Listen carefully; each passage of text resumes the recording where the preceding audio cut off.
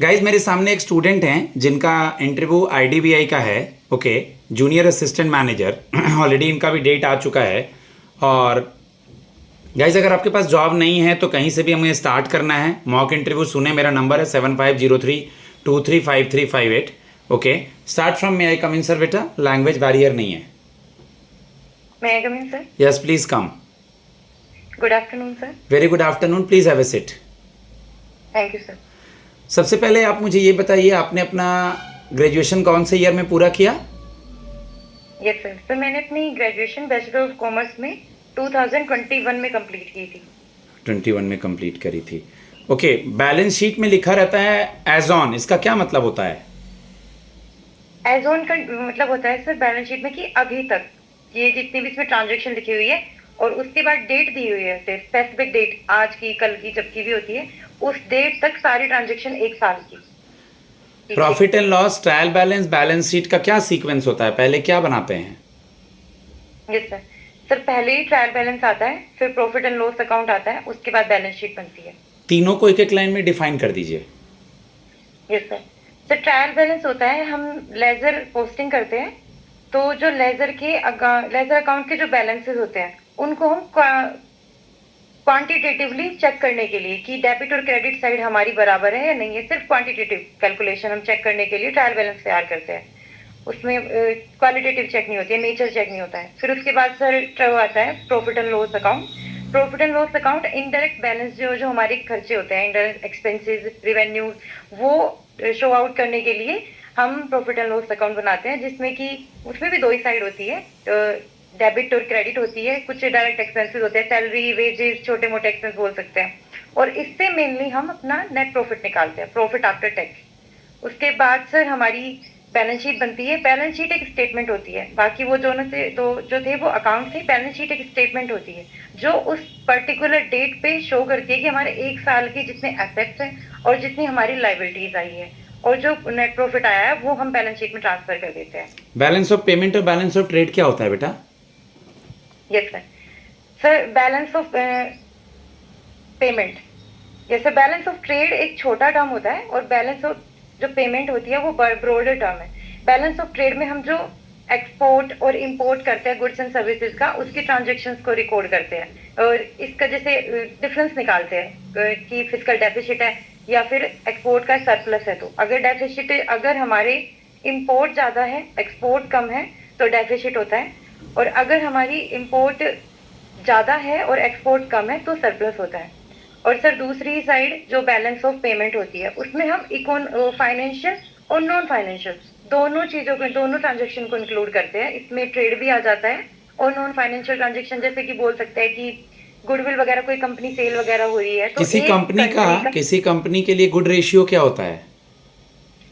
Sir good ratio 2:1 का होता है। ओके, मतलब एसेट 2 होने चाहिए और लाइबिलिटीज हमारी 1 होनी चाहिए। यानी कभी भी हमारा एसेट लायबिलिटी से ज़्यादा होना चाहिए। Yes sir. आईडीबीआई जैम में जूनियर असिस्टेंट मैनेजर को हम हायर करते हैं, उसका क्या वर्क प्रोफाइल होता है? वैसे तो सर स्पेसिफिक ऐसा नहीं है कि एक ही कुछ काम करना है, जैसे कैश का या फिर क्लर्क का होता है। जूनियर असिस्टेंट मैनेजर है, क्लर्क से ऊपर पोस्ट होती है और पीओ से नीचे होती है, तो हमें क्लर्क के भी काम करने होंगे और हमें पीओ के भी काम करने होंगे।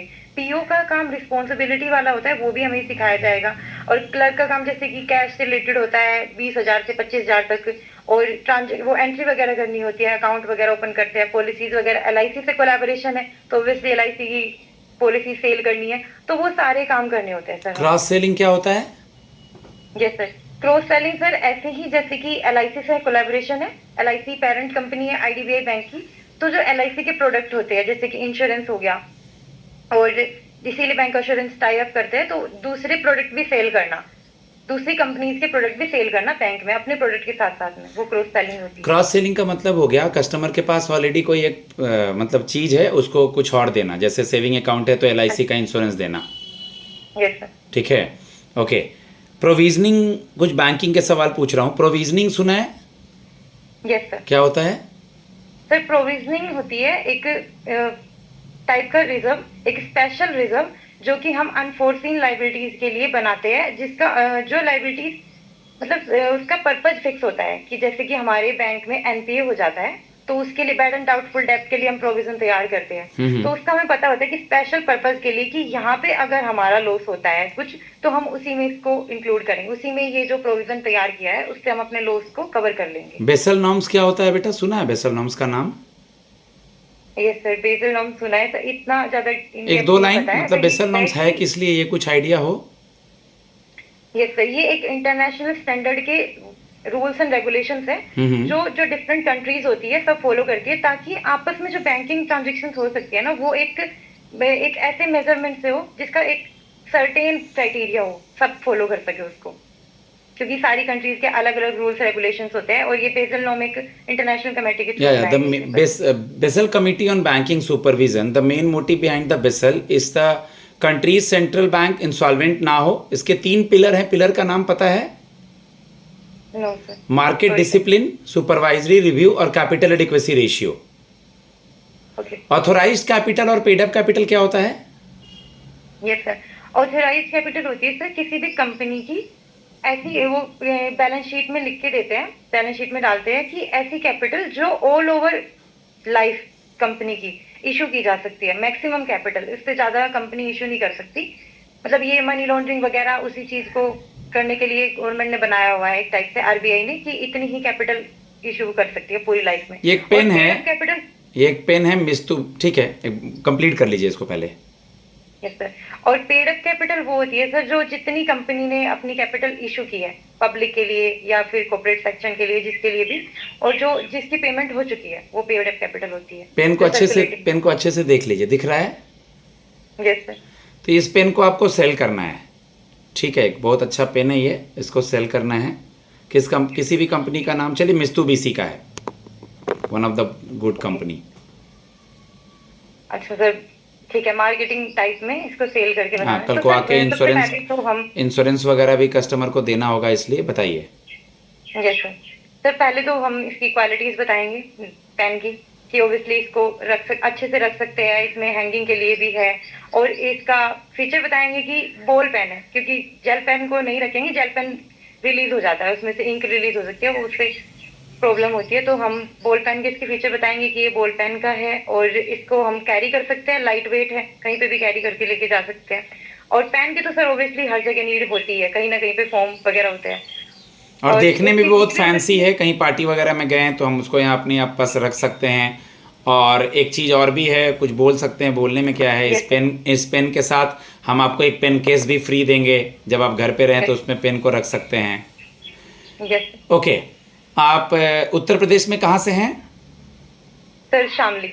शामली किस लिए फेमस है? सर सच कोई इतना फेमस चीज तो नहीं है सर इधर।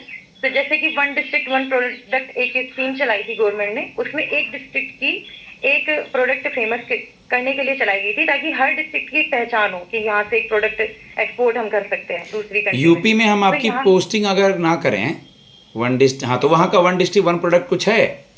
यस सर, रिम होते हैं, जैसे गाड़ी के नीचे रिम लगता है, गाड़ी के नीचे, ट्रॉली के नीचे रिम होते हैं, वो है यहाँ का फेमस। गुड। यूपी में पोस्टिंग ना करके मान लीजिए थोड़ा दूर पंजाब में या हिमाचल कहीं कर दे, कैसे मैनेज करेंगी? यस सर, बिल्कुल सर। सबसे पहले तो किसी दूसरे स्टेट में रहने के लिए लैंग्वेज ही होती है सबसे बड़ी प्रॉब्लम। तो हिंदी और इंग्लिश दोनों ही लैंग्वेज फ्लुएंट है, तो हिंदी तो मोस्टली 60% तो जनता को आती ही है, और इंग्लिश भी लोग समझ ही लेते हैं, तो कम्युनिकेशन में तो वैसे कोई प्रॉब्लम नहीं होगी। और सर रहने की बात है कि हम दूसरे स्टेट में हैं, तो मेरी तो स्कूलिंग भी बाहर से ही हुई है, मैं गुरुकुल में थी, तो वहाँ पे डिसिप्लिन वगैरह भी सिखाया जाता, तो काफ़ी स्ट्रिक्ट था, तो ऐसे रहने में भी कोई प्रॉब्लम नहीं आएगी। और मेरी कॉलेज भी मैंने बाहर से ही किया है, ऐसा कोई प्रॉब्लम नहीं आएगी। आज का फ्रंट पेज या कल का फ्रंट पेज देखा है क्या आपने? नो सर, अभी तक तो नहीं देखा। कोई बात नहीं। वर्ल्ड बैंक के हेड कौन है? वर्ल्ड बैंक न्यूज में रहता है अजय बांगा। वर्ल्ड बैंक के 5 विंग्स हैं, एक दो का नाम पता है? नो सर, अभी याद नहीं आ रहे हैं।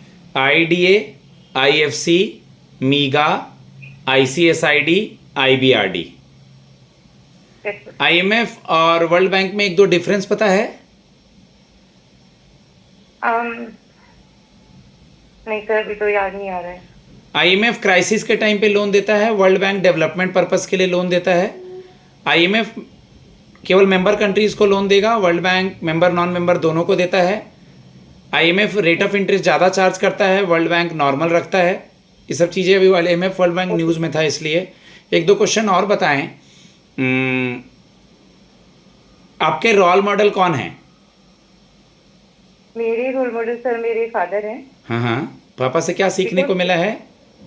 यस सर, बिकॉज हमारा जो प्रोफेशन है वो एग्रीकल्चर है।